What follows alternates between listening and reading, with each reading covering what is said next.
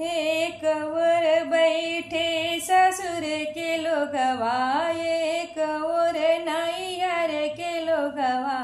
अहो माई बीचवा में बैठना कहवा न दुल्हा, आज सुअवा जीत लेब, आज सुअवा जीत लेब। एक और सासुर के लोगवा, एक और नैहर के लोगवा। अहो माई बीचवा में बैठना कहवा न दुल्हा, आज सुअवा जीत लेहब, आज सुअवा जीत लेहब।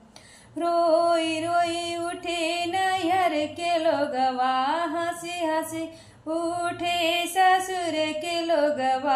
अहो माई बीचवा में ताली ठोक उठे कवन दुल्हा, आज सुअवा जीत लियली, आज सुअवा जीत लियली।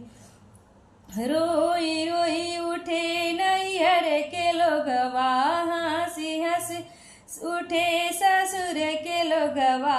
अहो माई बीचवा में ताली ठोके उठे कवन दुल्हा, आज सुअवा जीत लियली, आज सुअवा जीत लियली।